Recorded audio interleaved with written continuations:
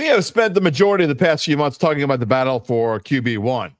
When we weren't doing that, we went on about the rest of the offense. Well, what about this defense? This defense that has gone from 5th 3 seasons ago to 13th 2 seasons ago to 30th last year. How is Brandon Staley changing things up, and what are we looking forward to most? Could Chase Young, Devon Godshaw, Carl Granderson, and this defensive line be the most improved area on this football team? Let's talk about it and preview the preseason game against the Jaguars on a weekly visit with Saints editor Zach Ewing. Oh, and Gabe Henderson will be here to tell me how wrong or right I was this week with my AFC and NFC predictions. It's Fun Friday on the Dattitude podcast, which starts right now. If you're looking for the latest scoop and in-depth interviews on the Saints, the NFL, the Pelicans, LSU, along with the best bets of the week, then lucky you. Along with high-powered, in-the-know guests who cover our teams, Jim Derry brings plenty of Dattitude. And he'll always tell you the way it is, or at least the way he thinks it is.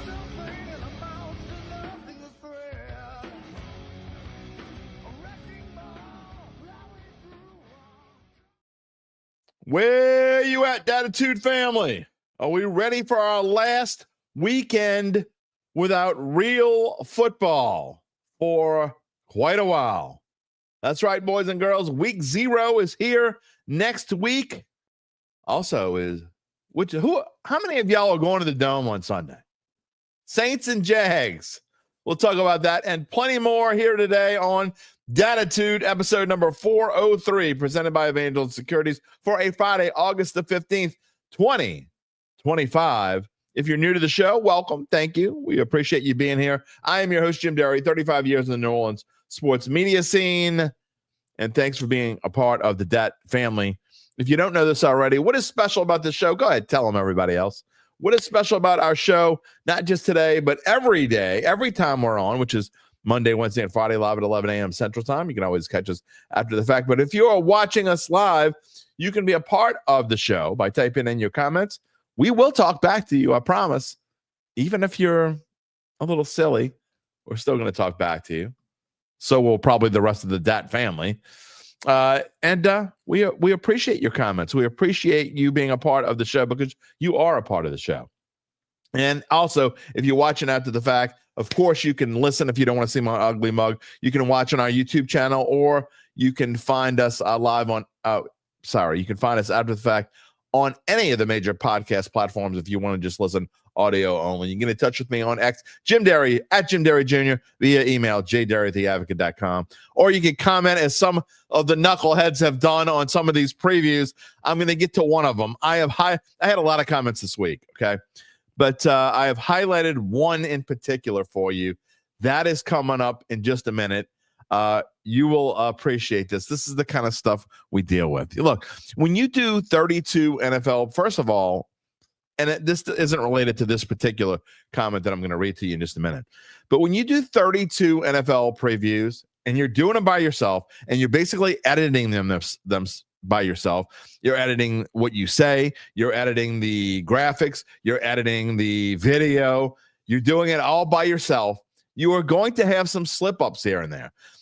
And speaking of that, I noticed on my title slide, by the way, it said preseason week 1. So, you're going to screw up. It's not like, before when we would do things and it would run through food chains and somebody would do this and you would take a look at this. No, I am Gabe helps me with a lot of things in the background, but he's got his own real job. For me, when I'm doing like graphics, it's like putting all this stuff together.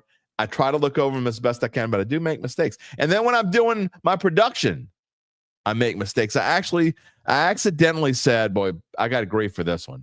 And I should have, I guess, but I got grief in my Seahawks preview. I accidentally said DJ Metcalf instead of DK Metcalf. I mean, come on. I've been covering football for 35 years. You don't think I really know it's DK Metcalf? I slipped up. I got some grief from that. But anyway, I'm gonna read another comment from the Seahawks preview in just a minute. And I have fun with these people. I really do. A lot of times I just have fun. Anyway, if you haven't subscribed to the YouTube our Dattitude YouTube page. We have lots of fun like this. You can pick at me all you want. You can be a part of the Dat family and still pick at me and tell me what I did wrong. Go ahead. But just find us on YouTube and make sure you subscribe. Give us a like. Give us a thumbs up. We got to get the likes. Got to help the algorithm, whoever that is. Help us out on YouTube.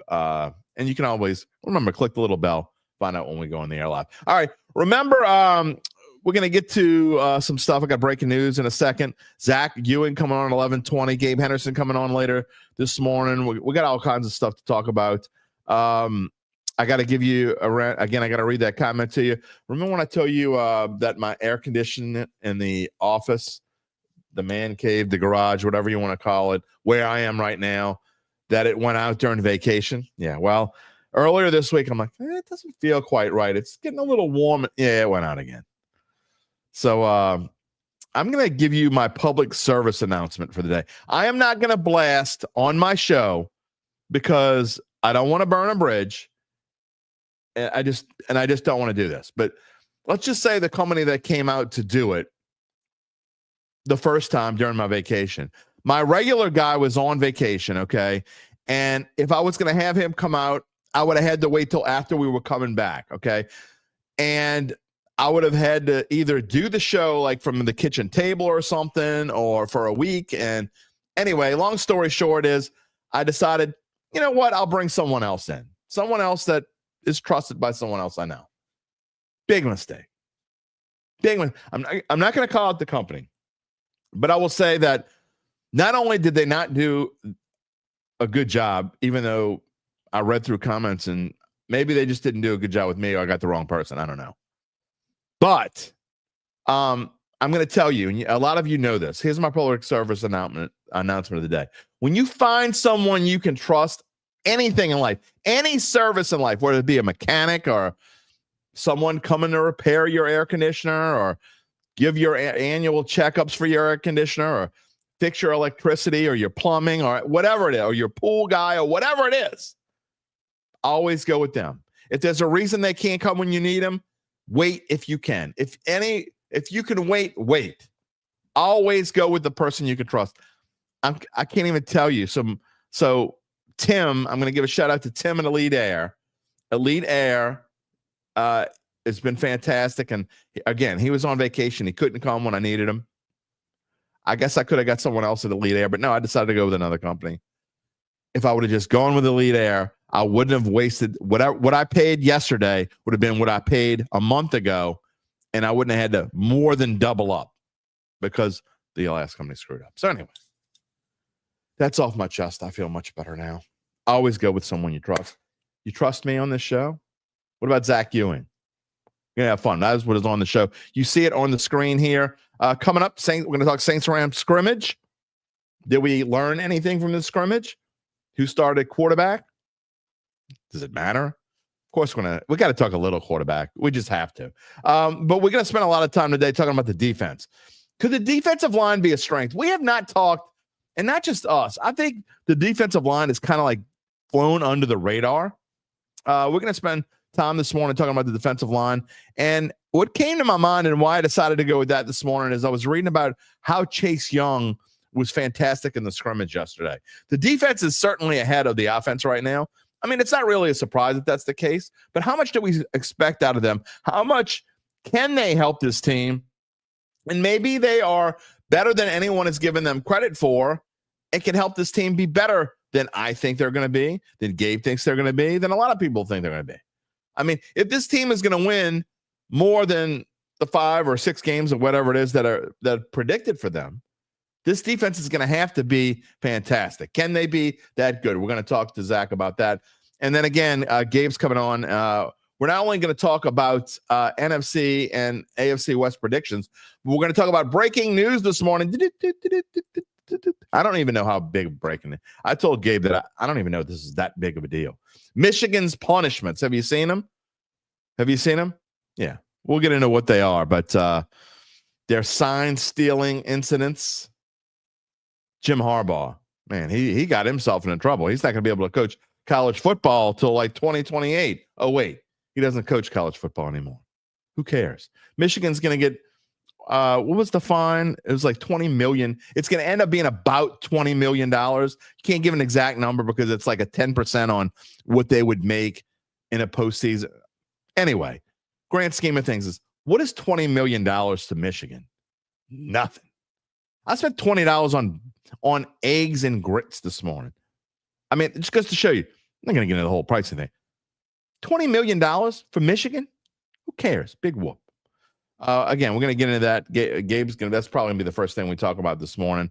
Also, suspension.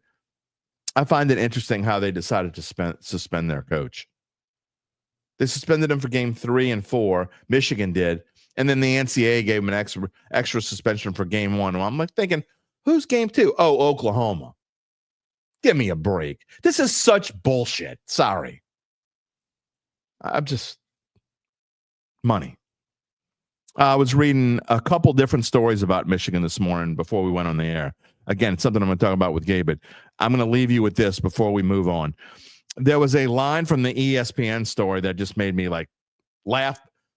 LOL, I really laughed out loud. It said, the decision to fine the school heavily and not utilize a penalty like a postseason ban is indicative of a recent shift in NCAA enforcement rulings away from postseason bans. You know why they're getting away from postseason bans? Not because they don't want to punish the school, because it hurts their pocketbook. You think they don't want Michigan in the postseason if they're good enough to be in there? Give me a break.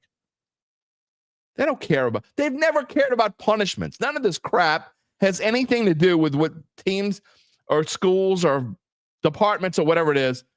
Nothing to do with how they should be punished or should they be punished or any of that. It's all a bunch of horse hockey. It's all about the almighty dollar, just like everything else. College football playoff, the way they do it, it's about, give me a break. They don't care what Michigan did. The grand scheme of things, sign stealing, who cares? We'll get to that, Zach, coming up. All right, so I want to show the comments from our family here in just a moment. I'm going to talk a little bit about the Pelicans' schedule being released yesterday, the NBA schedule's being released yesterday. All sorts of things I want to get to. Zach's supposed to come on in 7 minutes. I got to get to it. But Seahawks prediction, I guess they didn't like my under. I think it was under 8.5. We'll get to that in a little bit. But one particular, these are the kind of comments that we get and emails that I get. And I just find some of them hilarious. So I thought I would share this one from you. I'm not going to mention his name. You can go find it. It's easily found. It's on the YouTube page. All of our previews were done as shorts. They're Monday through Thursday, 2 per day. We are halfway through as of yesterday afternoon. This Seahawks fan did not like my under prediction. He says, quote, the Hawks are not going to lose to the Texans. The Texans are a dumpster fire. Sorry, Gabe Henderson. He didn't say that part. I did. The 49ers are not good. The Cardinals are terrible. Panthers, Saints, Colts, Falcons, Titans, Steelers, and the Vikings are jokes. And I'm not sure Washington is going to be good either. What he failed to forget is the Seahawks aren't any good. Sam Darnold is their quarterback. They lost you could argue that Jackson Smith-Njigba had become their best receiver. I disagree. But they lost the heart and soul of their receiving core. Now, they brought in Cooper Kupp, who's 32 and can't stay healthy. Is that going to help him? I like Kenneth Walker. He can't stay healthy either. We'll get into the Seahawks in a little bit. Anyway, man, if you diss on somebody's team, whoo, especially if they don't know you, because I guarantee you these are Seahawks fans. They just found me probably by doing search on Seahawks, and I came up. Like, who's this ass clown? Oh, no, you know. And before we get to things that really matter, last thing before we talk about Saints for the rest of the show, pretty much. I often criticize today's generation, well, for a lot of stuff, but I will say they are creative. Okay, they don't all have the oomph when talking about work, just in general, that like Gabe has. Gabe probably works 50, 60 hours a week. Not all of Gen Z is like that, but anyway, I digress. They are creative. I'll give new ways to exercise. There's this dance party or whatever on Apple TV. I saw my kids using this the other day with their phone and their whatever. They also have the gender reveal parties. I always think those are cute. Well, did you see how the Toronto Blue Jays decided that they were going to figure out the draft order for their fantasy football league? I thought this was one of the most creative things that I've seen in a while. And it gets me to thinking how we can do things. But I wanted to show this. Interesting, fun. We're just having fun here on a Friday. It is Fun Friday. Here's my Fun Friday clip of the morning. I may turn this into a segment, Fun Friday, something I saw from the week. But I saw this yesterday. Take a look at it, and we'll come back. And it's only a 37-second clip. So if you're wondering what the Blue Jays were doing this morning, there's Dalton Varsho. That's Chris Miller, a member of the Blue Jay clubhouse staff. This is how they're deciding the draft order for their fantasy football league. Who can be closest to the bucket? They have the uniform number of every player as it's dropped down. Eric Lauer has first pick in the draft because he got closest to the bucket. Dalton Varsho has final say on everything because he is the commissioner. Max Scherzer's out there on the day he's pitching because of course he is, because he's in the fantasy football pool, and if it's competitive, Max is going to be in on it. And see, that's just fun. I mean, that's what all this is supposed to be about, right? I mean, these guys make a lot. Max Scherzer is pitching with his blue eye and brown eye. And before he's pitching, he's out there saying if his parachute man can land close to the bucket. I got to give him props. Now, we don't all have access to go to the top of the Superdome or whatever and do that, but I just thought that was a lot of fun. Wanted to show that on the screen. What are some of the ways that what are your fantasy football team? What kind of things do you do? How do you get creative? We got creative in my league a couple years ago, and my league's been around since 1989. This is our 35th season coming up. We had to miss 2 seasons. 2005, obviously, because of Katrina. In 2020, we didn't do it because of COVID, and we didn't know what was going to happen to the season. But so since 1989, we've been going. We got creative a couple years ago by doing our divisions. We have a 12-team league, 3 4-team divisions, and the 3 best teams from the year before get to pick who's going to be in their division. And it goes. I'm not going to get into the. But anyway, we have a lot of fun with it. And if you're the first, that's where you don't want to be the first pick of the draft. If you're the first pick of that draft, it means you really suck, and that owner wants you in his league. So what are some of the creative things that y'all do? Would be love to show them here on the comment screen. All right, I am going to give the comments, I promise. Zach is not in the green room yet. He will be here very shortly. But before we get to all of that, we get to our friends at Evangeline Securities. Of course, they are a company that can help you decide if it's the right time to sell your family-run or privately held business. And just as importantly, they can figure out what that business is worth. If that's you or someone you know, someone you love, someone, whatever, you know what I mean. It's time to reach out to Evangeline's founding and managing partners, Nick Braden and Ron Hemel. They will start by scheduling a complimentary evaluation from their offices either on Poydras Street or in Lafayette. And from there, you'll be well-informed to begin to make the decision on if you decide to proceed. And if you ask them nicely enough, they probably also could come up with a fun way for you to figure out your fantasy football draft order. I asked them for a last place punishment, and they said to make the owner go to a Saints game. Now, okay, maybe, but not a Saints preseason game. That would be way too cruel. Anyway, we'll fill you in more about our friends later in the show. In the meantime, you can check them out at www.evangelinesecurities.com. Who's here this morning? I have not looked at a single comment. Here we go. Ron Burgundy. He's clicking on it and reading it. He's reading it without reading it first, if that makes any sense. UBN wants to know, can I answer the question on everyone's mind? What is wrong with the Chicago Cubs? We don't have enough time for that on this show, sir. Charles Mangus, good morning, Jim and Gabe, that family. Happy Friday. He saw that the defense and scrimmages against the Rams look pretty good. Chase Young, we're going to get to him for sure. Bill Mariandi, when will Isaiah Foskey hit the bricks? Well, he hit a brick wall about 3 years ago. When he's going to hit the bricks, I don't know that I can answer that question. Kyle Sherman, good morning from SoCal. Man, I want to live Kyle Sherman's life. Good stuff out here this week, even though he could not see it live. Well, you know. Oh, boy. Big Valley's here. For those of you who have not been a part of the show in the past, what is one of my biggest pet peeves? when people call me Jerry. But I love you anyway, Big Valley. He said he heard this O-line is atrocious. The offense will look like last year and have no run game. I mean, what are we expecting? I mean, no run game? That's what you're calling out the run game? Calling out there's going to be no passing game because they have like the 32nd ranked quarterback room and 31 is a long way away. Charles says that we're doing a great job. Thank you so much. Phil Mariani wants to know, when will the Saints start to concentrate on the running game? Boy, more running games. I know you did, Big Valley. I'm giving you grief. It really is. When people email me and start with, "Hey Jerry," I usually have trouble finishing the email. I usually do. Kyle Sherman doesn't care if I make a goof. I do make goofs, man. Gage and Nut, keep up the great work. Thank you. Chad Gage, hurry up, fall temps. We still got at least, it's August 15th. We got at least 6 more weeks of this crap. I mean, it's bad. Kyle also says, Christian Boyd is going to shine this year. I like what I've seen so far. Christian Boyd, that's for sure.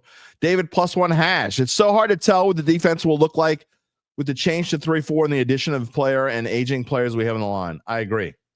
I mean, that's part of what we're going to talk about. It's in the script. How much of this change that Brandon Staley, how much is he actually, do we think he's going to, is he just going to go, this is what we're doing.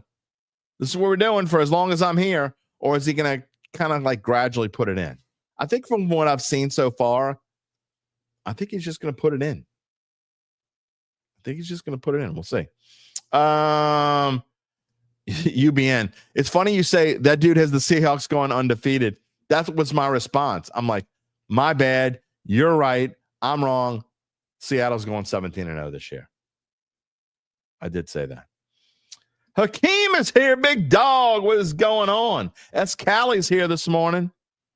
Good morning, Who Dat Nation. Brian Cabot, who dat? Dattitude, happy weekend. Rocky's here. Good morning. Tom Trice, greetings. Let's love me some Fun Friday. Who doesn't love a Fun Friday? Oh, Rocky. He's talking. If you know what he's talking about, if you're a regular here, talked about this. You regained your bowling supremacy last night. I noticed his wife did not post the scores today.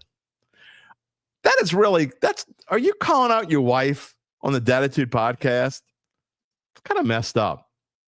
I know better not to do that, by the way. Come on. Lastly, before we get to Zach, well, 2 things. S. Callie has never called me Jerry. Big Valley, I'm just messing with you. I know that was a mistake. I know you. I get it. We're just having fun. And Earl's picks. All Earl cares about is consistent growth from the team.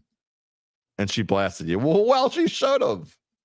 You know, he's probably going to blast me at least some point during the season. I am sure, especially when we start talking about, I don't know, who should go for it on 4th down and why did they kick a field goal when it was 4th and 3 from the 33 and the analytics were 52% that it should have done this or should have done that. It's going to be Zach Ewing. And he's here this morning. We both have fresh haircuts. We are ready for preseason and the Dome to get started, and he's here on the Dattitude podcast. I thought we agreed that the Saints were just not going to punt all year. I actually am completely fine with that. So it does. I don't really care who their punter is. I mean, they cut their punter last week. They cut Matthew Hayball, and now there's a race between 2 guys we never heard of. Who cares, right? Yeah. I mean, you'd like to have a good punter, I suppose, but like we're talking about a team where James Burnip or Kai Kroger is not going to make a difference, I'm afraid. Yeah. If they do, that means there's an even bigger problem than we already think. By the way, for everybody, I did not get to the Pels schedule because I ran on too long on my rant about my new friend who is a Seahawks fan and thinks they're going 17-0, the Michigan punishments, and our clip of the Toronto Blue Jays. So we will get to it later on. Maybe we'll talk about it with Gabe. Who knows? By the way, did you see, and I know you weren't in the green room yet, did you see how the Toronto Blue Jays picked their fantasy football draft order? I actually did see that. I like that. We were talking about that a little while ago. For some reason, I like professional athletes getting into other professional sports. And so do I. I don't know why, but it fun. For some reason, it just appeals to me. It's a lot of fun. All right. We are going to get into some different things about the Saints here. And you know what? I'm going to start off actually because we haven't talked enough about it. We're going to talk a little bit about the scrimmage from yesterday, scrimmaging the Los Angeles Rams. The Saints and our media friends, they're all coming back. I feel bad for them. They've been in 70-degree weather during the day, and now they got to come back to New Orleans heat and humidity. I feel so terrible for them. But a little bit about the scrimmage. I was reading through our stuff on NOLA.com/Saints, and I found it interesting that sounds like the defense kind of did okay, especially up front. Overall, how did the scrimmage go? Yeah, I watched some of the live stream. The Saints had a live stream on their website. But first of all, they can only either be showing the Saints offense against the Rams defense or vice versa, the Rams offense against the Saints defense. You don't get to see everything. I did, hear the same things you heard about Chase Young looking really good. Julian Blackmon looks really good. That looks like a very good signing. I know joint practices in some ways are better than preseason games, but they're still you got to take it with such a huge grain of salt. Like, first of all, Matthew Stafford was not playing. So let's start there. It was Jimmy G. Matthew Stafford still has the Matthew back. Stafford hasn't played, hasn't done anything in preseason. He's supposed to work out tomorrow. I just saw that this morning. So they're slowly working him back. But you're still not going up against the first team. And you also are the Rams working on something? Are you working on something to where it's not a true competition like it will be when you play them in week 9? So, I guess I'm the same place I was before the joint practice. This defense has me thinking it'll be better than maybe we anticipated. I think it'll be a competitive defense, maybe kind of fringe average for the NFL. I don't know that it's going to be a ton better than that just because I don't see the upside players. I don't know that you have superstars on this defense anymore, but I think it could be fringe average, maybe a little below average. So I guess that's encouraging compared to what we saw last year. Charles wants to know, did we go to Supercuts together and get the facial massage? I didn't go to Supercuts, but the place that I go to in Baton Rouge does do, I don't know if it's like a full facial massage, but they'll wash your hair and kind of do I enjoy it. I've been going to the same person, I just spent a 3 minutes giving a public service announcement to always go to the person you trust for anything. I've been going to the same person for 5 years, and she just cuts my hair, but we always say she has the most interesting life. I'm not joking. I seriously could write a book about this woman's life, and we always spend the 15 minutes that I'm there talking about her life. UBN says Jimmy GQ, he can't stand Jimmy Garoppolo. Almost got Devontae killed again, and says he will make any defense look good, so settle down, Skippy. Right. Matthew Stafford is a step up, and pretty much most of the quarterbacks you're going to face are a step up outside of, we'll see what Russell Wilson brings to the table for the Giants. I'm not as sold on Drake May as a lot of people. Mm-hmm. Justin Fields for the Jets. You'll face some bad quarterbacks this year, but I don't know that a lot of them are going to be worse than Jimmy G. Yeah. Tom Price says new rule, no punting. That's right. You would be cool with that. If there is ever a year to try it, it's this year, baby.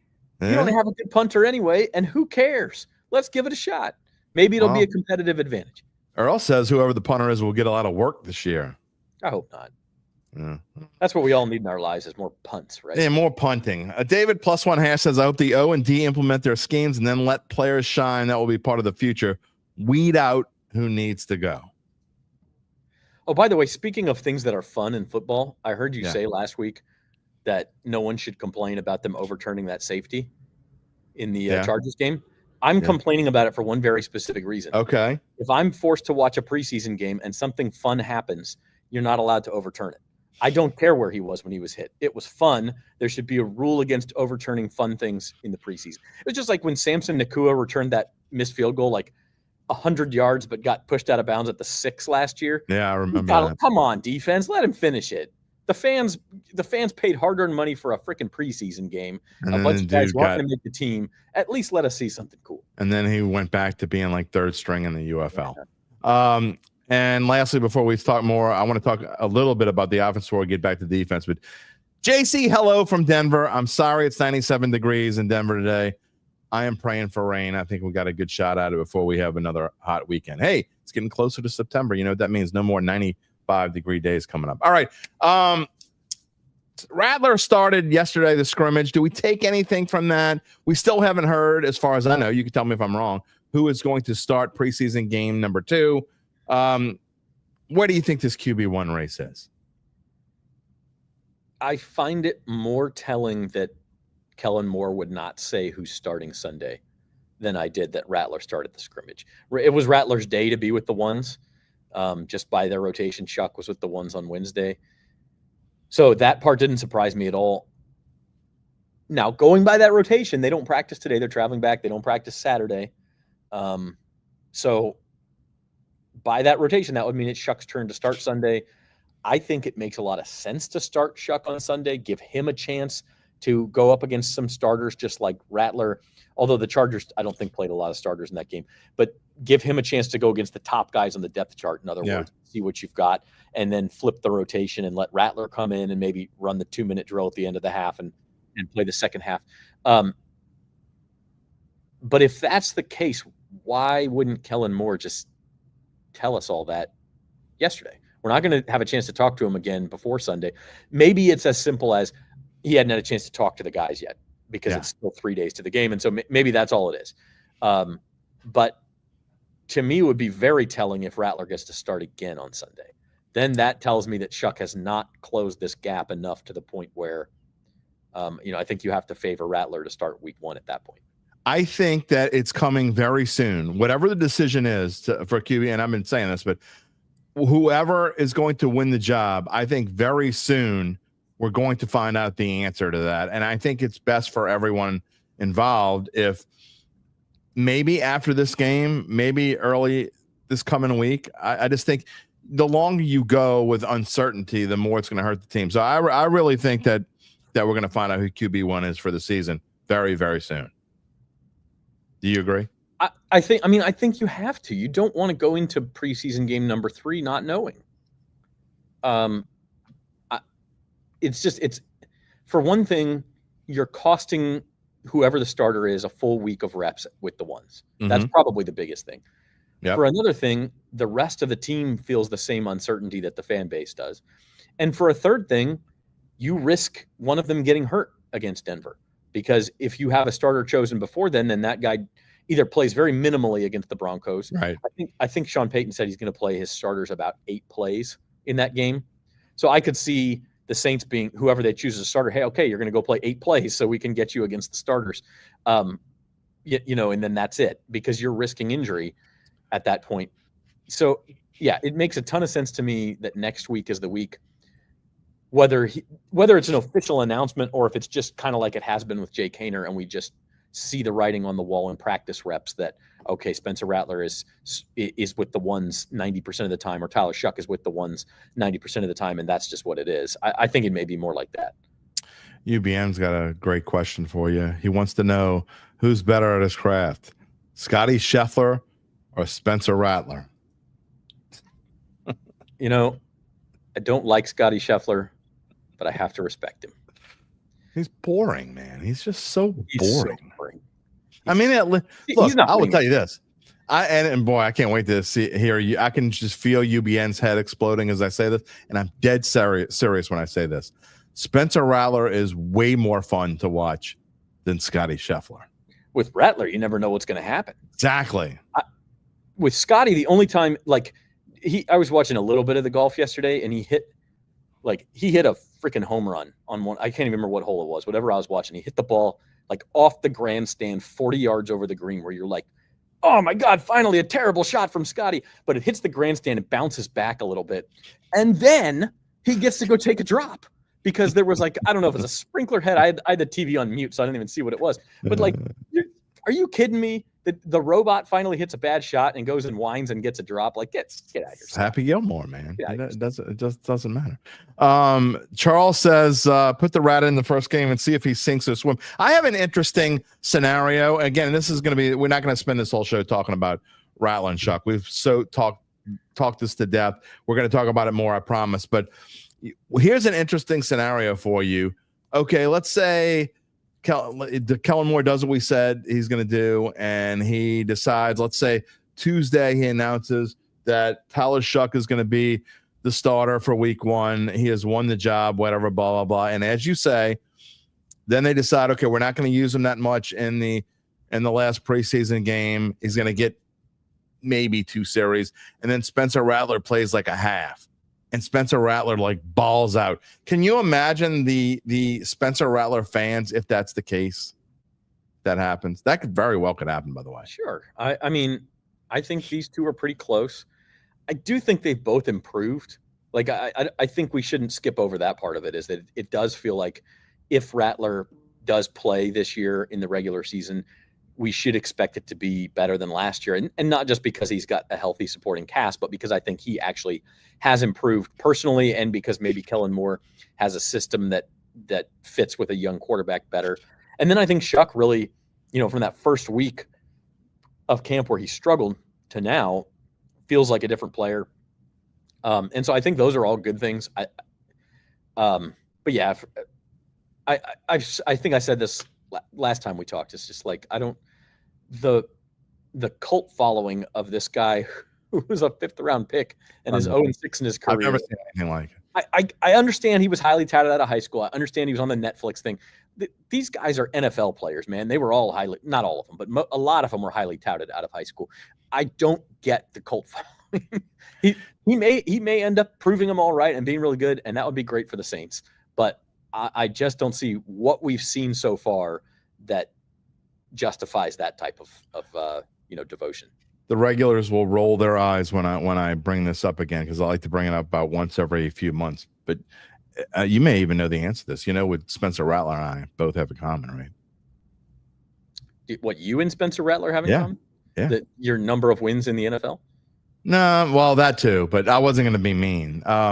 We were both, and I'm going to use the word featured with very tongue in cheek. Oh, you were on the Netflix, yeah. Yeah, I was in the Netflix QB1. I was the play-by-play voice for Lance Lejeune, and that was one of the 3 quarterbacks in that season of QB1. And Spencer Rattler was, I guess you'd call him the featured guy of the 3. I don't even remember who the 3rd one was, but it was a pretty cool little thing. But I was in 6 of the 10 episodes, so that's what Spencer Rattler and I have in common. Do you have an IMDb page? I doubt it, but I guess it's possible. Someone else did it. If it happened, I don't have a Wikipedia page either. Rocky is an interesting thoughts on Torricelli Simpkins. This dude, every preseason we get someone out of the blue that we would have never talked about. Sometimes they fade into nowhere, like Mason Tipton, who's actually back and has a good chance to make this team, especially with Bob Means out. But this year, there's a whole lot of talk about Torricelli Simpkins. And now with the injury to Will Clapp, very good chance that he's going to make this football team. Man, the Saints could use something like that. Huh? They really could. Used all these 1st and 2nd round picks on offensive linemen. What they haven't been able to do is find one later on in the draft, or a sneaky free agent signing, or even a UDFA like Simpkins, where hey, he comes in and he's just better than everybody thought. They tried it with Nick Saldivari. He hasn't been able to stay on the field. They tried it with Josiah Eziram. He either hasn't stayed on the field or hasn't been effective. They signed these guys for depth, and I don't know. They signed Shane Lemieux back, so maybe he's the other candidate center for that spot. But we saw Shane Lemieux last year. He's like, what's his ceiling? I don't know. I like the idea of giving Simpkins a shot if we think he can hack it. Hopefully, he doesn't have to play a lot. Why not? But if he's there and provide some depth and can kind of grow and take a redshirt year, then I like the idea. I mean, no offense to Shane Lemieux. I really don't mean offense to this, but what do you really have to lose in this case? If Eric McCoy gets hurt, you're screwed anyway. So why not see if Torricelli Simpkins can can play there if you have to. So anyway, we'll see what happens there. Brian Cabot says backup RB worries him. Well, who's standing out other than Kendra Miller? Not that he stands out. He's just talented and likely to be the RB2. Yeah, I mean it's Kendra Miller right now. They only let the running backs carry the ball 15 times on Sunday, so we didn't get a look at a lot of other guys. Kendry had a couple of nice runs behind the first team O-line, and then that was it. None of the other guys popped. I guess it's Kendry, but one of these guys is going to get a lot of carries. Yeah, no, I think there's no doubt about it. Chad Gage wants to know, what are they going to do at tight end? I mean, I still think they need to sign. I know they signed one this week. I still, we're talking about Jack Stoll will help with the tush push. I still think this team needs another tight end. Yeah. Can they get by with like Lucas Kroll as your second tight end, or not Lucas Kroll, that's old. Jack Stoll. Jack Stoll as your number 2 tight end until Foster Moreau and or Taysom Hill come back. I don't know. I mean, like, you can go get another guy, but who are you going to get? When are they going to come back is the question. I mean, I know when they can come back, but when are they really going to come back? Especially Taysom Hill, he's still dealing with this, I mean, this is a brutal, gruesome injury that he had, injuries to his knee. I mean, he's 35 years old. I'm just not convinced he's coming back. I know he'll try to. He'll come back. Whether he's effective or not, I don't know, but he'll come back. He's already around the team. I mean, he's not going to go through this much rehab and then quit when he gets to the finish line. He's coming back. Okay. But it's a matter of, is he still the same guy when he does come back? And like you say, when is that? It could be week 7. It could be week 12. It could, we don't know. But I guess my point is, you want to go get a veteran tight end to help out Juwan Johnson. Exactly. Why don't we go see what Lucas Kroll's got? Okay. I did it again. Not Lucas Kroll. Jack Stoll. Kroll and Stoll. Jack Stoll. Yeah. I will say this about tight end, and you've said this before. You said this on the Insider Show. I think earlier this week, and you're 100% right. It takes 2 to tango. I mean, just because if there's a tight end, somebody's out there, we'll see who gets cut coming up in the near future. Somebody might get cut, but they got to want to come to New Orleans and play for a team that they probably think is going to be a 3 or 4 win football team. I will say, because I see JC's comment here about Denver's 7th rounder, and I don't specifically know about that kid, but the Saints, I believe, will be active in the day or two after cut day on the 26th. Yes, they will. They're going to go try to fill out some of the holes on their own roster by pulling guys who get cut from other teams. I do think that we'll see some of that. Yeah, they got money, so they will. Preacher Man, my new friend Preacher Man is here to say salute. I always salute him. He's with the logic that we're talking about, and I know he means with Spencer Rattler. And look, you could pick a diamond out of any rough. If Brady would never have become the GOAT, remember he was a 6th round pick.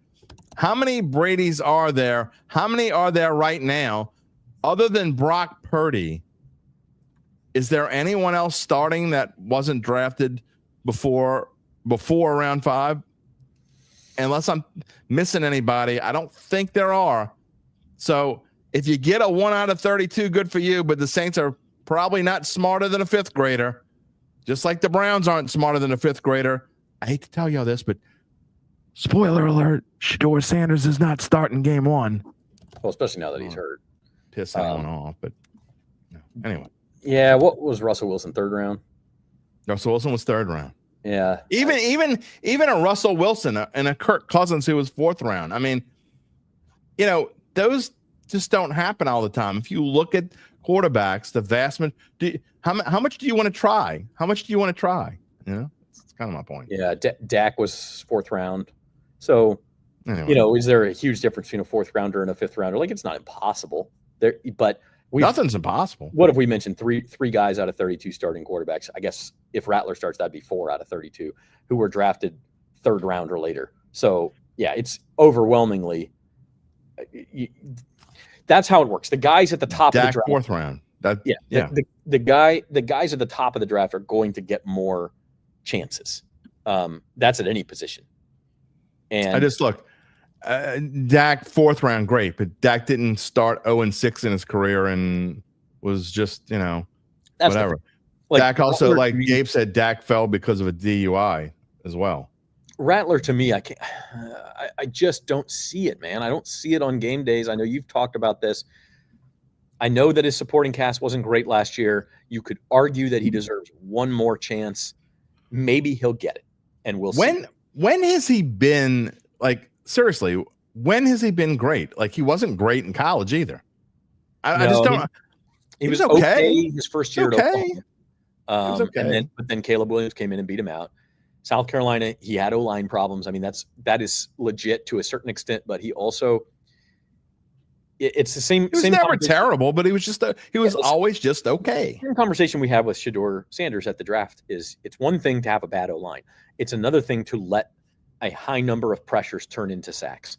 And with Rattler, the additional problem is not only is he taking the sacks, he's got a fumbling problem. Can that be fixed? Maybe. There's always ways to improve. That tends to be one of the stickier stats, pressure to sack rate. And then when you look at a guy who is struggling to, it's kind of like first read, and now I'm looking to run, maybe second read. I do think he's improved a little bit in that respect in camp, and we saw it a little bit on Sunday. I think he's improved in that respect, and so I'm not completely closing the door on Spencer Rattler being a viable starter in the NFL. I just am not willing to bet on it. By the way, I get corrected enough myself, and I've made this correction several times. I'm going to make it again. Charles Breeze was not 3rd round. He was the 32nd pick of the 2000 draft. Didn't shine his 3rd year. So he was actually the first pick of the 2nd round, the 32nd pick. I forget. I think the Dolphins lost their pick that year. They didn't have a pick because they did something they weren't supposed to do. Whatever it is. Anyway, Daryl Hayden says, awesome show with Zach. Well, thank you so much. All right. Also, before we move on, I want to talk about defense. Northern Saints says, wants to know if this is a no hat show. We don't wear hats very often. Zach he'll wear a hat every now and then on a show, but not too often. But yeah, every now. I think I wore a hat on Saints Insider on Wednesday, but I'm actually in the Saints Insider studio, and I usually do not wear a hat on the set. I'll let Luke handle that. Although Luke's up 4,000 feet right now. So Luke often wears hats on the set. All right. I want to ask the question as we talked this morning. Could the D-line be a strength? We have not talked enough about the defensive line. And I think what brought this on is reading about Chase Young and him having a great day. And I'm not trying to just talk about that, but I think what we've seen, we don't know how much Brandon Staley is going to have an effect on this team. They go from, people forget sometimes, 2 seasons ago, or really 3 seasons ago now, the Saints were 5th in overall defense. Then they went to 13th. And last year, from 5th to 13th, all the way to 30th, it was just a mess. But they had their issues with defense as well. But we're not talking enough about it. I'm starting to kind of believe a little bit that this defensive line could be better than I think a lot of us think they're going to be. Yeah. Okay. So it starts with the scheme change, because first off, we like Chase Young technically is not going to be a defensive lineman. He's going to be standing up at outside linebacker. Now he's going to be up on the line. And so I think you can kind of group him in with these guys. Same thing with Carl Granderson on the other side, or Cam Jordan. His will be limited, but he will be in that same boat. I think the biggest sign that this year's unit should be better is if you look at guys who were starters last year, or at least major rotation players, Colin Saunders and Nathan Shepard. They are pushed down the depth chart. Like, those guys are running with the 2s. And so you're talking about the same players who were with the 1s last year have been pushed down because you've got Devon Godshaw. He's your main character, because Brian Brzee has been put in a spot where he can maybe excel and have focus on his strengths more, because you drafted Vernon Broughton, who's been somewhat quiet in camp. I still kind of have hopes that he'll grow throughout the year. And then it's not that Saunders and Shepard are unusable, but you've just kind of supplanted them possibly with better players. Add in a scheme that the players seem to believe in. Add in a defensive coordinator who has had great success as a coordinator, not as a head coach, but as a coordinator. And I do think there's reason for optimism, not just on the D-line, but really I'm like I said earlier, I'm somewhat optimistic this defense can take some pretty big strides. Yeah, I really am too. And, again, it's not just Chase Young. As Darrell Hayden says, he thinks Chase is going to be an All-Pro. I mean, we have never seen the full potential. We've seen it in glimpses, right? We've seen Chase Young have these games where, okay, that's the Chase Young we thought we were supposed to see. We haven't seen it consistently enough as the season goes along. And look, the Saints gave him this money because they think he can be, the potential that we've seen, the games that we've seen, that it can last throughout an entire season. Yeah, he was the number 2 overall pick for a reason. He's got the skills, the talent, the measurables. And if this defense is going to have a star player, he's the most likely candidate. You could, why hasn't it happened yet? He's had some injuries in his career. He had a ton of pressures last year that didn't turn into sacks. Is that something that is just bad luck? Can he turn those into sacks?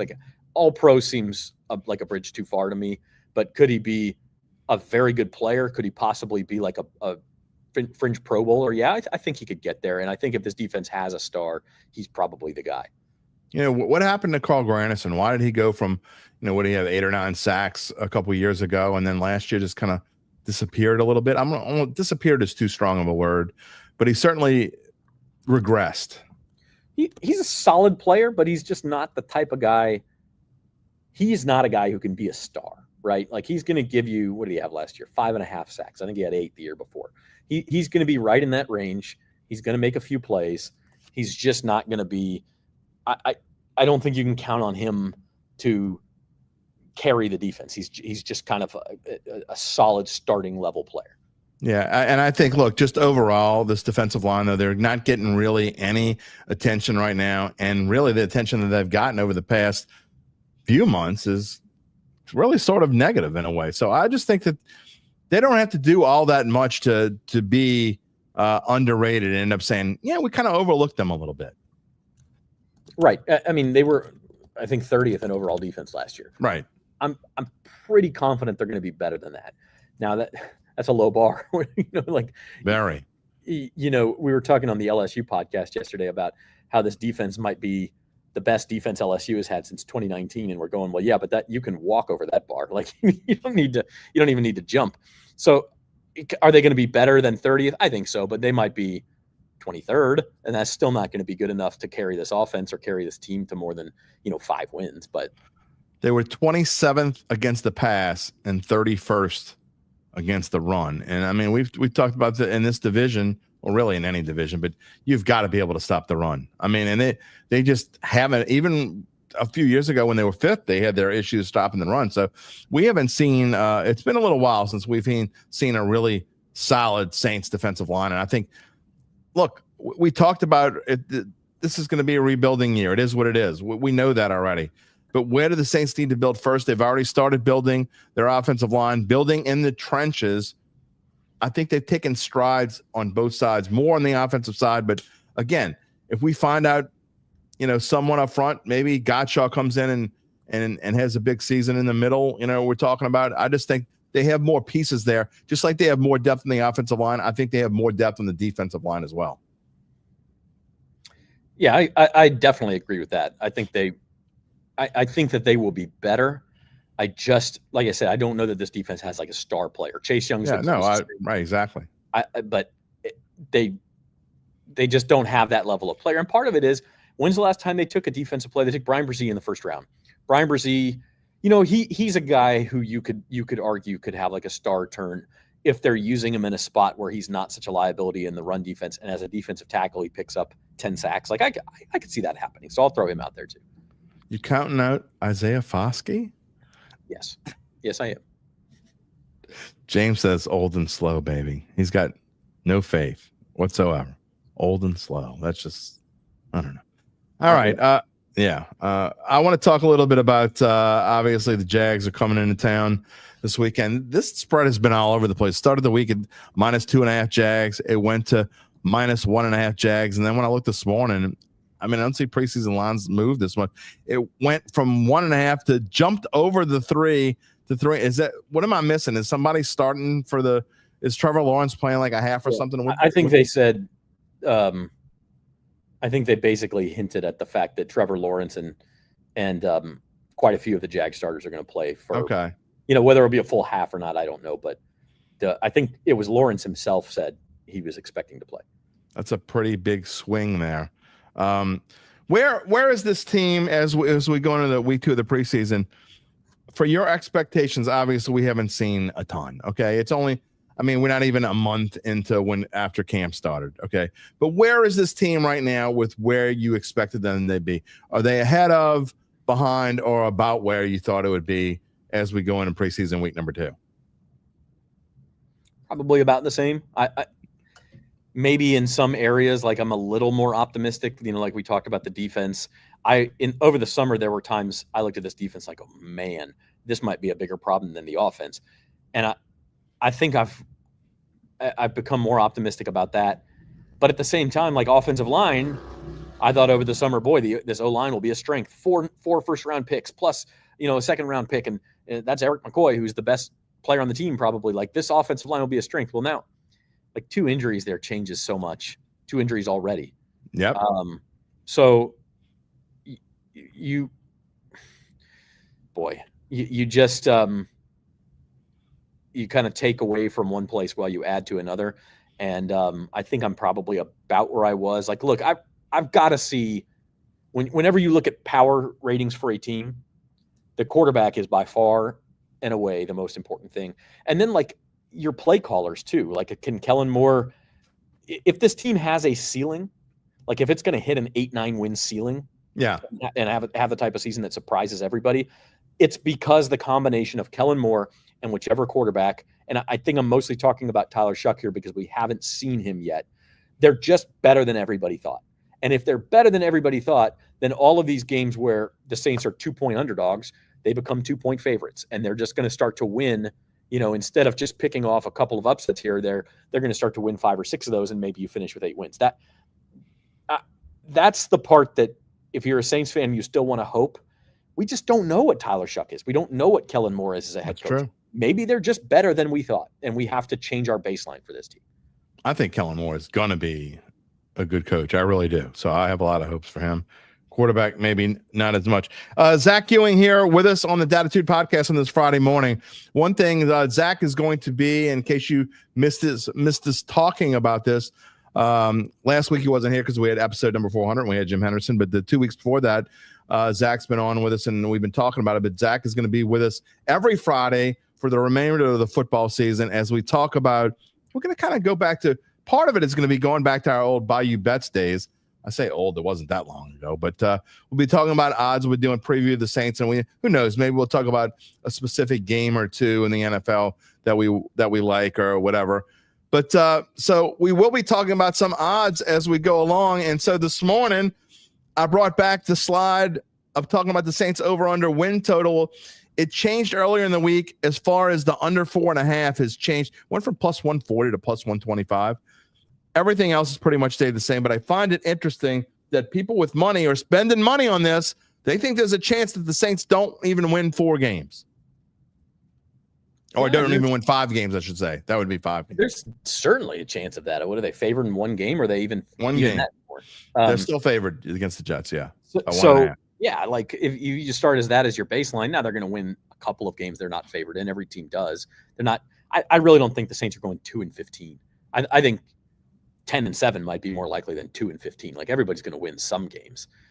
This is not Detroit Lions 2008 0-16 level. No, I don't think so either. There's too much talent on this roster for that. They're going to win some. I agree. But does it stop at like 4? Like that's possible. I think 3 or 4 is probably your baseline. That's worst case scenario.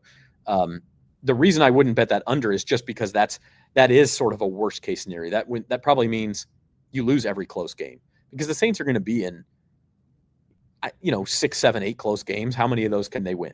Oh, I think at least they'll be in at least 8 close games. Yeah, and I guess it depends on how you define close. Is close within 8 points, 1 possession? Then they might play 10. I don't know. Yeah. Like if that's the case, you just got to go 5-5 in those, and you're at your 5. So, I think that under 4.5 is a little bit like doomsday. I'm not sure they're that bad, but again, it's all the quarterbacks. Like if these quarterbacks, I said, like if Tyler Shuck is not going to be Jaden Daniels. I know people are, what if Tyler Shuck's? He's not Jaden Daniels, but what if he's dare I say, Derek Carr? What if he's as good as Derek Carr? What if he's a league average quarterback? Well, now we have something. Now they could win 7 or 8 games. But what if he's, one of these rookies who just comes out? What if he's Spencer Rattler from last year? What if Spencer Rattler is the starter and he hasn't improved much? Okay, so that's the worst case scenario. And now we are talking 3 or 4. So I'm looking at this range from like 4 wins to 8 wins maybe as being the most likely. And so I don't know that I would bet that it's going to be the very bottom end of that. But I don't have it's not knowing about the quarterback creates so much variance. Yeah. These numbers, by the way, are coming from DraftKings, and only because we are trying to look for consistency. If some book wants to sponsor this show, and we'll be glad to use their odds, by the way. I guess I should go out and see if that is the case. But anyway, these odds are from DraftKings. Preacher Man, you're trying so hard. I appreciate you doing all this research while you're watching the show. Kenny Anderson was the 6th-round pick for the Bengals. That was 50-something years ago. Kenny Anderson was like drafted when I was like a little kid. Do I look how close to look at the size of my how close do I look to being a little kid? It was a long time ago. Can you find examples of quarterbacks who were successful? Yes. Can I, if I went through and looked at the draft and read all the guys who were drafted in the 5th round, you're talking about 1%. Yeah. You're talking about 1% of these guys. And does Spencer Rattler, based on last year, does he look more like the top 1% or the bottom 99%? I got my answer. I'm not saying it's impossible. I'm saying it is extremely unlikely. Exactly. And look, and my thing is this. Could he get a chance to play at least half the games this year? Yeah, sure. At some point, even if Spencer Rattler starts week 1, at some point, and sooner rather than later, the Saints, not just Kellen Moore, but the Saints are going to want to see what they have in their 40th draft pick. They're not going to, I don't care how well, unless Spencer Rattler is just as way better than anyone expects, which just ain't happening. Unless the Spencer Rattler is that good and the Saints are like 4-2 and they just can't make a change, at some point, they're going to put Tyler Shuck in to see what they have, because I promise you that any normal, realistic person inside that building thinks that Tyler Shuck has a much better chance of being the long-term answer than Spencer Rattler. Whether they're right or wrong, I don't know the answer. The Northern Saint, by the way, says we play a last place schedule. There's a lot of bad teams are playing, and all those bad teams, they're marking win next to the Saints. Just like you as a fan are marking win next to like Giants and Patriots and whoever else you want to mark win next to. Those teams are also marking a win against the New Orleans Saints. Yeah, you know who's included in that last place schedule is the San Francisco 49ers. They finished last. The Chicago Bears finished last. The Bears aren't great, but I like Ben Johnson. I think they have a lot more talent than the Saints do. Like,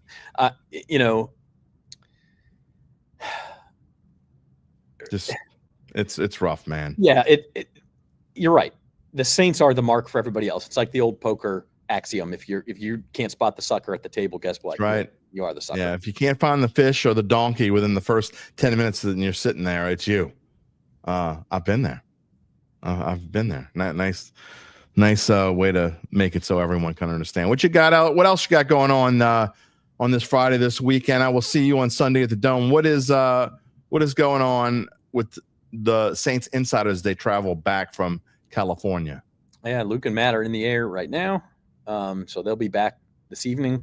Going to hit a Saints Insider podcast here with Rod Walker and Jeff Duncan here. We'll record in about an hour, and we'll have that out this afternoon. So can check that out. And then doing two LSU Insider. In fact, I thought was with Wilson, Alexander, and Scott Rabola yesterday. We had a really good LSU Insider. I thought we're kind of halfway between the opening of camp and LSU's opener at Clemson on August the 30th. And so took a step back and said, okay, well, what's going well in camp so far, and what do we still have concerns about? So I thought that was a good episode, and Wilson and Rab were really good on that, so you can check that out too. There you go. We got all kinds of stuff going on here at NOLA.com. And these, Saints Insiders have their own YouTube page and obviously their own page on NOLA.com, NOLA.com/Saints. And then you could find their Saints Insiders page on YouTube. Again, as same goes for the LSU Insiders. And Zach Ewing's got a full plate on his hands, and we appreciate him for helping us out on Fridays. Hey, you think the atmosphere at the Dome on Sunday will be about the same as it was the last time we were there? It's going to be about the atmosphere in my house right now, and my kids went back to school, and it's just me. We go from the Super Bowl to preseason game number 2. That's pretty sad. The thing, it is not the last time I've been in the Dome. I forgot when I had the extravaganza. So I went from the last 2 times that I've been in the Superdome, the Super Bowl and the Endymion extravaganza, and then Saints preseason game number 2 in the Dome. Man, that's kind of a We're building. We got to start low. We got to start somewhere. We're building. We're setting this bar super low. All right, we're gonna get not next week. We probably won't do it, but be prepared because I think August 29th, I'm going to make you give me a prediction on the New Orleans Saints. That will be we finish our NFL previews on August 28th.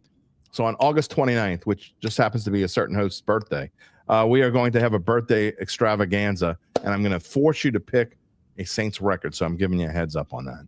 And speaking of August 29th, let's keep those storms in the Atlantic. Let's say you had to bring that up. It's 20 years, man. Everybody's thinking it. I mean, right when I started with the betting, I ended up spending the first 2 weeks of my career in sports betting in Panama City, Florida, doing shows from Florida because I think Ida was here. So anyway, all right, I will talk to you. I will see you in the Dome on Sunday. It's funny. I had Ross Jackson was the guest Wednesday, and he sits on my left. You're my guest here on Friday. You sit to my right. So flankers. Yeah, exactly. My flankers were with us this week. See you Sunday. All right. Zach Ewing, everyone. He's got plenty to do, so I didn't mean to keep him on that long, but I rarely mean to keep him on that long, and it just ends up happening that way. I know we got some comments in here. I'm going to get to some of them. You know what? I'm going to get to all of them. Just hold on 1 second. I'm going to get to all these comments, and then Gabe's going to be coming on in probably about 7-ish minutes, 5 to 7 minutes. But first, we told you earlier we were letting you know more about how Evangeline Securities can help you figure out what your family-run or privately held business might be worth and whether it's time to sell. They can help you figure that out. How do they do it? Well, you never know unless you ask.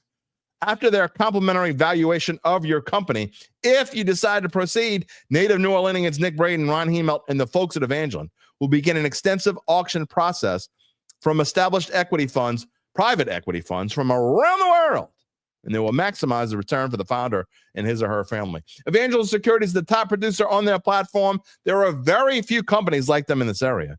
None, and I mean none. Go ahead, try to find one. None with their dedication and success. Remember we told you, stick with people you know, stick with people you trust? Yes. They are fully licensed. They are ready to serve you. So get in touch with Nick and Ron about what's really important. It's not the over-under win total for the New Orleans Saints. What is really important? The rest of your life. You can find them at www.evangelinesecurities.com. Northern Saint, who shot JR? He was not around when JR got shot. He was not born yet. Gabe Henderson doesn't even know who the hell JR is. Shaking his head. No. Doesn't know. Well, what else we got here? Rainy Cajun, you are correct, sir. By the way, Rainy Cajun, shout out to Rainy Cajun. Sunday at the Dome, best 4 words uttered this time of year. Hey, that's true. It's Sunday at noon. Rainy Cajun's got a little gift for me. I can't wait to show it off to you guys. First, 4 years doing this show, someone's sending me a gift. First one. Pretty cool. James Landry. He's more negative than me. Or is it more negative than I? It's more negative than I, right, Gabe? More negative than I. Would you change that and copy? Yeah. Anyway, we lack playmakers.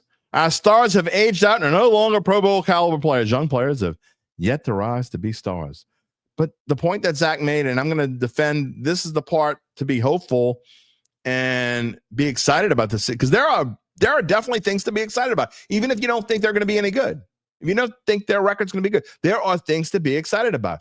And some of those things, a part of that thing is you don't know which one of these players is going to come out of nowhere. Maybe, like Zach said, maybe Tyler Shuck is better than any of us know. Maybe whatever Kellen Moore sees in Tyler Shuck, whatever the administration saw to draft Tyler Shuck with the 40th pick of the draft, which I still think is way too high. I was not a Tyler Shuck fan going into the draft. Maybe he'll change my opinion. Whatever. They're the experienced ones. They're the ones who know what they're talking about. And you know what? They could be right in this guy. he could just make things exciting. Maybe they're right. Maybe someone else is going to step up. Maybe an undrafted, maybe Torricelli Simpkins is going to be a stud at center. Hopefully he doesn't have to play because that means Eric McCoy's hurt. There are lots of things. You don't know who. Maybe Mason Tipton in his second year comes out of nowhere and ends up being, the Rashid Shaheed of this receiving group. I mean, we didn't know who Rashid Shaheed was a couple years ago. He came out of nowhere. Maybe Kendra Miller finally gets with his chance, avoids injury, and is that guy we thought he was going to be. And it's a lot of ifs. But one of these things is one or two or three of these things can happen. You just don't know. I'm looking forward to finding out. That's one thing I am looking forward to this season. I'm not looking forward to the wins and losses because I don't think they're going to be a whole lot of wins. I think there's going to be a whole lot of losses. But realistically, I think there are plenty of things to be fired up for if you're a Saints fan going into the season. I really do. I'm not just saying that. Tom Trice, please, Lordy, no hurricanes. You know how many of my birthdays have been spoiled by hurricanes? Just saying. David +1 hash says, other than the Dolphins, all the teams that we play that were, quote, bad last year have reason for optimism due to their quarterback situations. We are one of very few teams with a worse outlook than last year. Yeah, but that's true, I guess. But then again, when you start talking about teams, I mean, half of them are going to finish with better records or the same records, and half of them are going to finish with worse records or the same records. I mean, it's just a mathematical fact. You can't finish. They can't all finish with better records. There's a better outlook for 26 teams out of 32. Well, you can't have 26 teams finish with a better record. I mean, is it mathematically possible?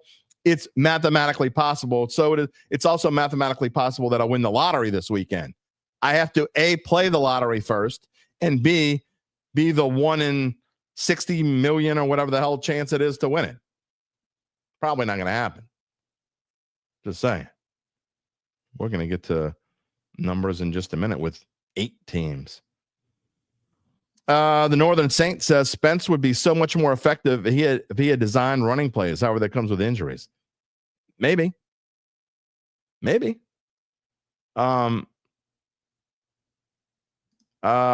Preacher Man says Starback 10th round pick. Just saying, we don't know. There is no 10th round anymore. I don't even remember. When's the last time they had a 10th round? Probably before Gabe Henderson was born. I don't think in this century we've had 10 rounds. Now we did back in the day. Brian Cavett says, doesn't know JR. Maybe he knows. He doesn't know. I promise you, has no clue who Major Tony Nelson is. It's funny you say that. I got up super early this morning. Friday is my day to get the girls ready because my wife has to leave early for work on Fridays, like even earlier than she usually does. They catch the bus at 6:20 and 6:50 respectively. So I get up super early on Fridays. I had a little time before the show and I was trying to unwind. Why I watched a YouTube special about Bewitched, I have no clue, but I Dream of Jeannie was part of that special. There you go. For the 90% of you who don't know who Major Tony Nelson is, we're talking about Larry Hagman. He was JR in the show Dallas. He got shot. It was a huge deal back in, I think, 1980. Google who shot JR if you're so inclined. But he also was Major Tony Nelson in I Dream of Jeannie. And yes, I am old to know the answer to these things. Just saying. Cajun Nut says he's ready for some football and he hopes the Saints surprise us. You and me both. Preacher Man says he wants super chat. I'll work on it, my friend. I appreciate the thought and the gesture. I don't think that's where we are right now. This is not my page. This is my employer's page. Don't think I can do that, but I appreciate the gesture. I will, however, accept Rainy Cajun's gift that he sent to me, and I will proudly show it on this show. Kyle Sherman says if we can dodge some of the injury that played us last year, it'd be a nice surprise. Daryl Hayden, Marianne, and Ginger. That's Gilligan's Island, man. Come on. Yes, Barbara Eden. I Dream of Jeannie. All right. I'm going to take more comments, I promise. But I'm going to try not to have this show last too much past an hour and a half. I know we have almost zero chance almost not zero, but almost zero chance to finish in an hour 1:30. But we can't go too far past that. All right, it is time to bring in our friend, as we do every Monday, Wednesday, and Friday around this time, usually a little bit earlier. Gabe Henderson is with us this morning. What is going on in your world? Nothing. Currently writing a Manny Machado prop. Oh, okay. We think he's going to hit a homer tonight? He could. I actually like Manny Machado over 0.5 singles. He's got a career .310 average against Clayton Kershaw, and 8 of those hits have come by a single. So there is your bet of the day. Gabe Henderson, sportsbookreview.com. Manny Machado, at least one hit tonight. At least one single. At least one single. I'm sorry. All right. There's no value in betting his hits. Before we get to the how I did in the AFC West and the NFC West predictions, I do want to talk to, and for those of you who missed the open here with me talking about it, and in case you haven't seen it yourself, sort of breaking news. It happened about 2 hours ago. But the news this morning that Michigan is facing some penalties this year, none of which in the grants for their sign stealing scheme that they had basically a fan scouting teams ahead of time and trying to figure out their sign. Staffer. I thought it was a fan. No, I thought it was a paid Stallions who was paid. He was on their staff. All right. So anyway, this dude and others were scouting teams ahead of time and trying to figure out their signs. First of all, I can't understand why that's even a problem. Who gives a shit? You know how much I dislike the Astros. They were sign stealing. So what? I have no problem with that whatsoever. They can figure out your signs, then change them. That's a whole different story. It's the way that they were doing it. I don't care. If they can, I don't care how they do it. If they can figure it out, that's your problem. Unless they were like breaking into someone's office like it was Watergate, and like they were getting illegal passes onto the field while they were playing other teams, and I believe that's just creative. I'm sorry. As well. That's just creative. If they were letting them in, they shouldn't have been in there. How the hell were they getting in? No. Anyway, forget all that. The point is, this NCAA pretending like they give a damn and making these penalties are basically nothing. I mean, they're not giving them any postseason ban, which I'm not even saying they should. Okay. But they don't pretend like this is such a huge deal when you're going to find them with the equivalent. It sounds like about $20 million, which is this is like me and you going to breakfast in the morning for Michigan and suspending their coach, Sherrod Moore. Is that Sherrod? What's his name? Moore. Yeah. So he's going to get suspended. He was already being suspended for games 3 and 4. Now he's going to be suspended for the first game, which I think is like New Mexico State or something. Of course, they're not suspending him for the second game, which is Oklahoma. Yeah. So, but they're going to suspend him for 3 games that Michigan's going to win anyway. Have you seen what Oklahoma is doing for that game, for the post-game presser? For the Michigan game? Yeah. No, what? They're selling tickets to the post-game press conference. God. Where like fans can sit in on it and maybe even ask questions. Oh my God. Not because our job's not hard enough as it is. For like $670 or something, you can get tickets to go sit in on the post-game presser. Our jobs in the media aren't hard enough. We're going to let numbnuts in there now.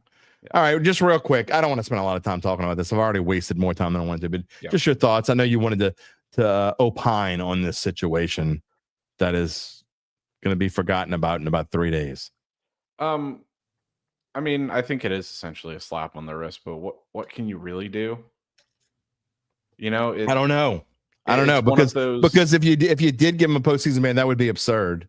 So, well, the reason that it's so difficult now is because these investigations take so long that at this point you'd be punishing a program for what all of the former coaches and players did.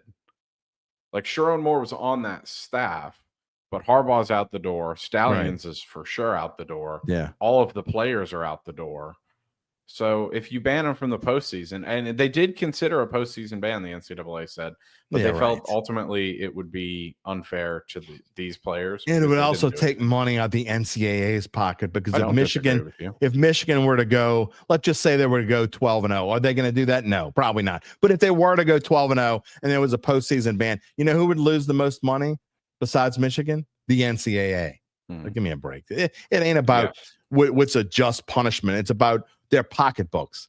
Yeah, in total, Horse Connor Stalions got an 8-year show clause. Jim Harbaugh got a 10-year show clause. None of it's going to matter. That doesn't even for anyone who doesn't know what a show clause is. It's not even a ban. It is essentially, if let's say Jim Harbaugh gets fired this year, the Chargers stink, and he wants to go coach college football again. Anyone who wants to coach Jim Harbaugh would have to, or who wanted to hire Jim Harbaugh, would have to justify that decision on why they wanted to hire him to a board of NCAA give me a break. Employees. Yeah, well, he's not coming back to college. Same with Connor Stalions. Yeah, it doesn't matter. They're not going to come back. Michigan is drowning in money. $20 million is nothing to that athletic department. Exactly. Mark, it's a slap on the wrist. Mark asked the question, says, just woke up. Is Shuck starting on Sunday? It has not been announced yet. My guess is that he will. When we're done, you can go back and listen. Zach Ewing and I talked about that a little bit before we move on, because we are going to move on very quickly. 10-second answer here. Daryl Hayden wants to know, says, hey, Gabe, how soon should he pick Nico Collins and Joe Mixon in his 10-team fantasy draft? We are going to try to do something on fantasy this year. Anyway. Nico Collins is a first-round pick. Joe Mixon, I'd be wary of. He was good last year, but he's got a nagging injury that I don't know how serious it's going to play out. I wouldn't draft Joe Mixon at or above his ADP. I would wait. But Nico Collins is like 70 I don't or 80? know. I'm not going to pretend to know that. All right. Anyway. All right. Let's move on. So what we're doing here with Gabe, and we're doing this every week. We started it last week. We got this week, next week, and one more. We are doing, if you don't know this, I've said it a bunch of times. I'm doing all my NFL previews this year as shorts. One per day, Monday through Thursday. 2 per day, it's usually Monday through Thursday. AFC in the morning, NFC in the afternoon, whatever division we pick. We're going in order. We did East last week, West this week. So we're doing AFC West. We did a Monday through Thursday. Next week will be the AFC and NFC North. And so I'm going to show my predictions for whether they'll be over or under whatever their totals are on DraftKings. And Gabe will tell me whether he agrees with it. We're not going to spend again, we're running over, so we're not going to spend a ton of time on this, but I do want to talk about them. AFC West, and I think the one that's probably the most controversial, because my son gave me grief on it. I know the public loves the Broncos over 9.5 wins this year, but I am not nearly as confident, and I don't like their schedule. I don't think I'm not going to bet this, but I'm taking the under 9.5 on the Broncos. I'm going to give you a little spoiler alert for the sake of time. I agree with all of your AFC West picks. Holy shnikes. I'm fading the hell out of Bo Nix. I don't think he's a very good quarterback. I agree. If you look at the blanket stats, yeah, he completed 66% of his passes or whatever. But go look at his average air yards of passing. Those were mostly short passes and dump offs. Yep. I mean, once he has to actually start slinging the rock down the field, as we saw against Buffalo last year, he's not anything special. And here's a problem that I have with their schedule. Can they start out 2-0? Sure, they have Tennessee and Indianapolis, but yeah, they at the Chargers. Can they win? They could, but at Chargers versus Bengals, at Philly, and then they'll got the Jets and Giants for a repeat. Who knows against the Cowboys? But then they play Texans, Raiders. Okay, Chiefs, Commanders, Raiders again. Green Bay, Jacksonville, Kansas City, Chargers to finish it off. That is a brutal finish. I mean, after, let's say, from week 11 on, that is except for the Raiders, they have got a really tough schedule. So unless they get out to an 8-win start, I just think or a 9-win start even, they're going to have a tough time getting to 10. So what this under 9.5 means, I just don't think they're going to get to 10 wins. I just don't see it. Neither do I. All right, real quick, Chiefs, opposite. I actually love their schedule. I think people bet against the Chiefs. They bet with their hearts, not with their heads. I think the Chiefs could win 14 or 15 games again. I really, really do. Depends a lot on what's going on with Rashee Rice.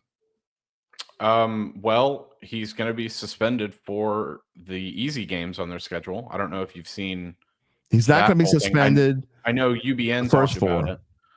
Yeah, the first 4 games, which happen to be some of the hardest on their schedule, and then go look at the games after that. Go look at the games after his hearing. Yeah, Jacksonville, Detroit. Oh, that's tough. But after that, Vegas. I don't know. It is pretty tough to look at it. After they start off with LA, Chargers, Philly, Giants, Baltimore, which is tough. Jacksonville, that's a more than winnable game.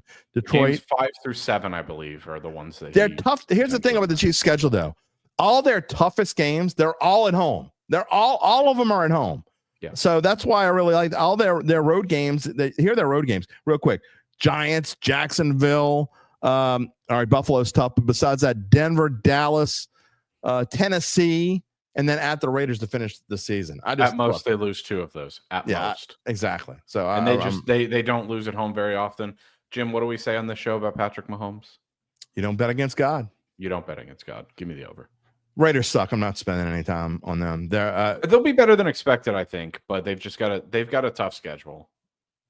They're like the Giants to me. I think they'll be much improved. I just don't think their wins will show. And then the Chargers, I went into the Chargers thinking I was going to take the under 9.5. And then I just went through them and I'm like, I can't take the under 9.5. I actually think this is a really good football team. I don't think they're going to win the division, but I do think they'll win 10 or 11 games. Yeah. I think the schedule sets up really nicely for them. And that's why I agree with you. Yeah.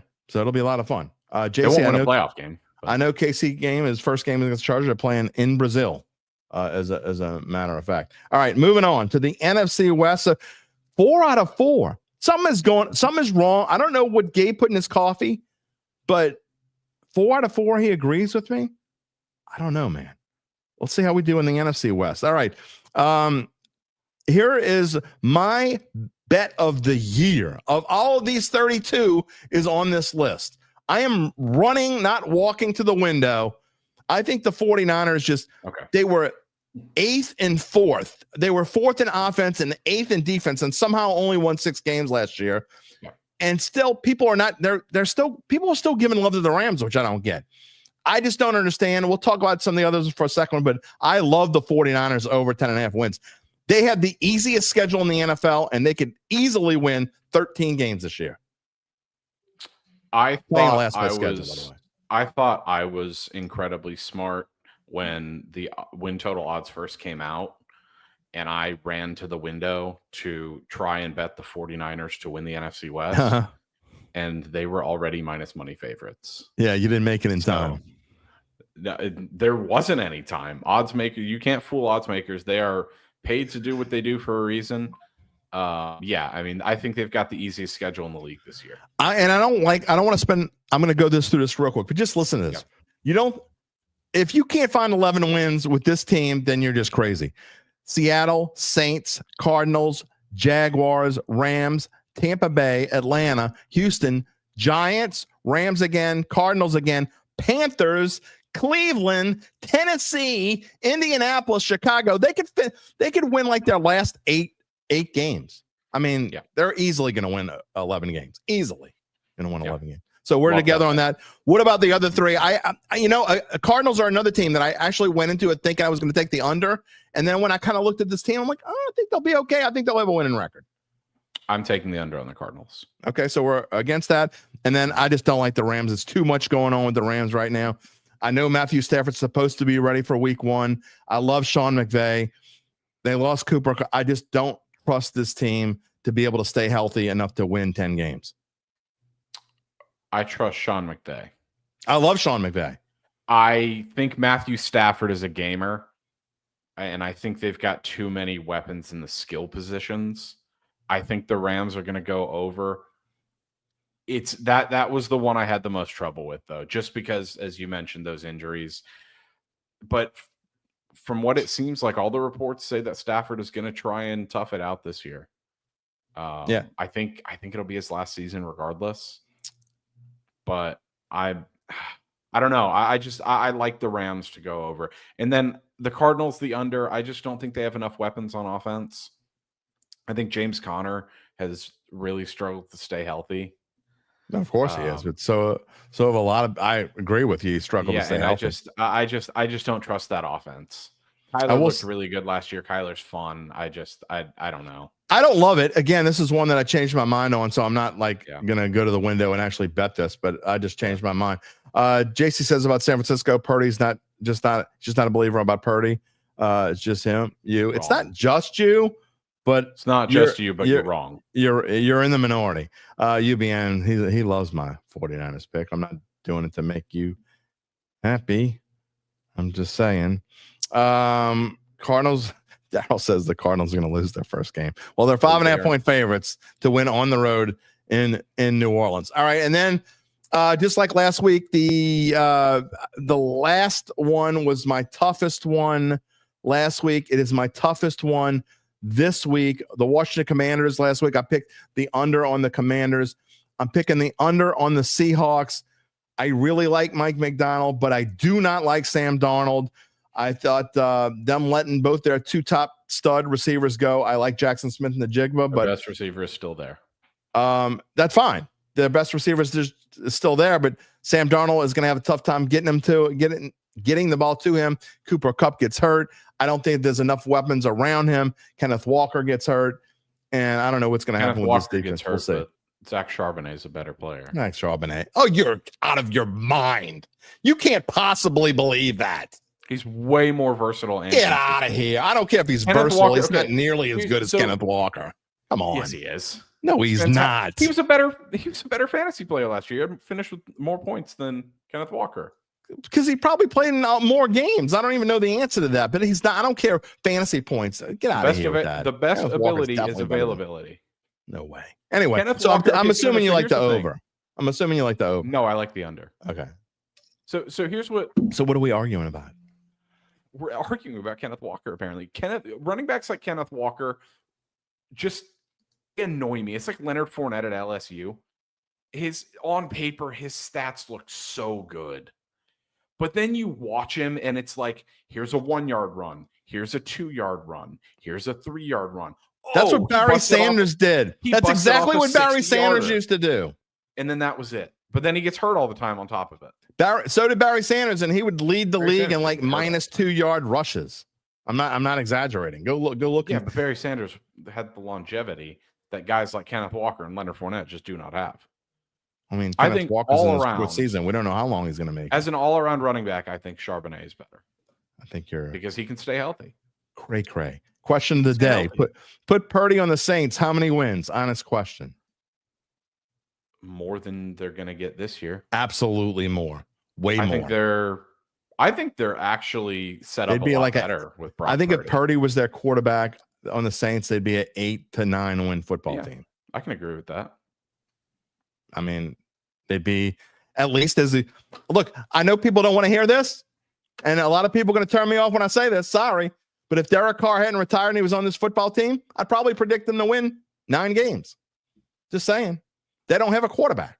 And Derek Carr was a decent quarterback. Never, like some people love to say, you think Derek Carr is great. No, I don't think he's great. I think he's okay. And I think they're going to miss him this year. And if Brock Purdy was on this team, Brock Purdy's better than Derek Carr. I think that'd be about a 9-win football team. I think Brock Purdy is on the fringes of being a top 10 quarterback. He's not a top 10, but I think he's somewhere in that 11 to 15 range. All right, so we were 6 out of 8 this week together. Again, yeah. And that's what we were last week, right? Yep. So we're 12 out of 16 so far. That's way higher than I expected. All right, maybe things will be different. Look, to me, next week is the most fun week of predictions. The AFC and NFC North. Anyone who doesn't think that those are the two best divisions in football, stop watching football. Okay, just he's made a Super Bowl. Stop watching football. He's still hating on Purdy. Yeah. Okay. Yeah. So you better hope he does well, or he'll lead his team. I don't know. I don't care whether he does 11 well. wins. I could care less. I mean, I'm not betting enough to. I mean, I'm betting on the Niners to win over, but not enough. They're going to win. You over can remind me, or they're going to win over their amount of games. Close your ears, UBN. I don't like the Niners. The little bit that I'm a bet on them, I kind of hope I'm wrong. I don't like that. I've never liked the Niners. They were in the same division. I don't like the Rams either. So and I don't like the Seahawks. That means I'm rooting for the Cardinals. Yeah, I guess so. I'll close it out here with something that I saw when I opened up Twitter earlier that I know you're not going to like. Go ahead. Someone tweeted out. So it's an Eagles reporter for what looks like a local radio station, and he's got his own podcast. Everybody, they let me have a podcast. Okay. Everybody's got a podcast. So here's the thing. This guy tweeted out, Nick Sirianni and Jalen Hurts are now 10-3 in joint practices after splitting with the Cleveland Browns. Their 77% win percentage in joint practices is even higher than their 73% winning percentage in the regular season. Bottom line, they win at a crazy high percentage at every level. Wow. And the reason I saw that is because someone said, ain't no way we're tracking joint practice wins now. I'm telling you, we're losing our minds. We went off the train tracks. Insane. We went off train tracks, and I don't know how they get the train back on the track. And I mean, I'm serious. I mean, it's bad enough. Like, at least when you have a joint practice, if you want to keep some sort of stats in the practice, all right, I'll at least look at them. But when we're keeping practice stats and records for joint practices, the world has gone completely awry. I don't know that we can ever get back. I just don't know that we can get back. Yeah, I mean, that's absolutely. I'm just, my mind is just blown there. So you're just trying to whine my crank, right? And then just one more comment on David Plus One's hash comment. If you look at the past couple of years, Zach Charbonnet's played 16 and 17 games, whereas Kenneth Walker's played 12 and 15. So the best ability is availability, and that's where I think the difference is with those two. Are you allowed to do this on the air? And if you can't hear me, I mean, if you can't see me and you're just listening, then you'll have to go find out. Okay, let's at least agree. Show Earl's picks comment. I will. Okay. Let's at least agree on that. I will say, if you draft Walker in fantasy, you're a fool. If I don't grab, as well, yeah, you've got to handcuff him. You've got to handcuff him in fantasy. Come up with something better for Monday. I'm disappointed. Man. I mean, I'm usually just have fun with your takes. That's just a bad take. It's a correct take. They average the same amount of rushing and receiving yards, as David said, and Zach Charbonnet plays more. Just a bad take. I can't wait. That's the correct take at that point. All right.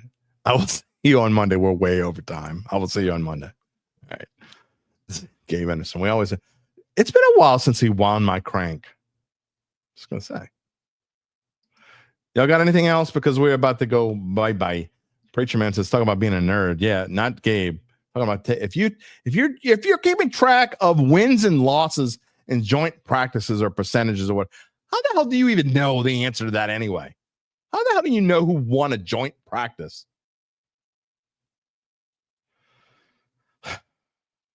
I think that's the most times I've ever used the word joint in a podcast, by the way. Just saying. Maybe we're talking about knee joints. The knee bone's connected to the thigh bone. It's Friday. I am going off the rail. I'm going off the rails in the crazy train. We got to end the show or I say something really stupid. I say a lot of stupid things, but Charles Mangus, have a great weekend. Everybody have a great weekend. Go Saints. I will be in the Dome on Sunday and Mono in Monday. Derry's Dimes coming up on Monday morning. It'll be a short turnaround. I'll be from the Dome back here. I'll try to we'll see what we get. I haven't been going to the locker room. I didn't go to the locker room last year because I ended up going on the Saints Insider Show post game. So I'll probably do it again this year.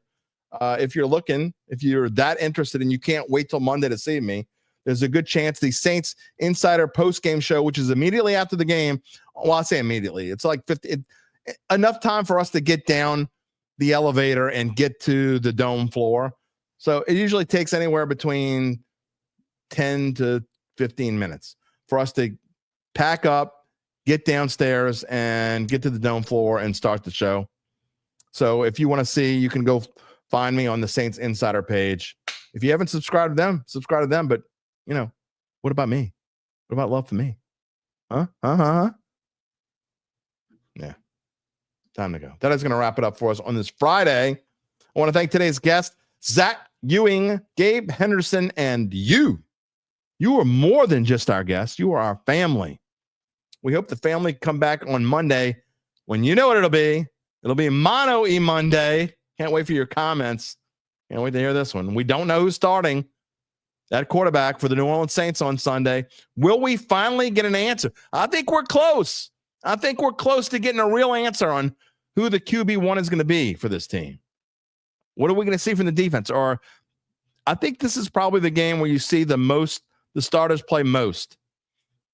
Can the Saints avoid injury along the offensive line?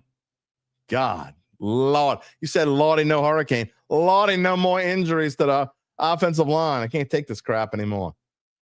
And then next Wednesday, I'm working on trying to have a special guest, someone that has never been on the show. I'm trying. We will see if it happens. A reminder to subscribe to our Dattitude YouTube page if you haven't. Why are you waiting? What are you waiting for? Click it. Click it. Click it. Click that little like button, too, while you're at it. Click the little bell to receive notifications when we go on the air live, which is every Monday, Wednesday, Friday, 11 a.m. Central Time. You can also find us wherever you get your podcasts, including Apple, Spotify, and many more. And always find a replay of the show on NOLA.com/sports. UBN wants to know if I'm getting paid to go to that game. Well, I mean, I get paid. It's part of my job. Preacher Man, you early. Happy B-Day. It's got 2 weeks to go, my friend. 2 weeks from today, as a matter of fact. David +1#. We're talking about practice. Practice? Absolutely. Pearl's picks. Saints winning 9 this year. Why you got the laughing emojis with you? Last comment of the day. Chad Gage. Great show. Me and Gabe. See us on Mono E Monday. Absolutely. Have a wonderful, glorious, fantastic weekend, and we will indeed see you on Monday. Take it easy, my friends. If you're looking for the latest scoop and in-depth interviews on the Saints, the NFL, the Pelicans, LSU, along with the best bets of the week, then lucky you. Along with high-powered, in-the-know guests who cover our teams, Jim Derry brings plenty of Dattitude. And he'll always tell you the way it is, or at least the way he thinks it is.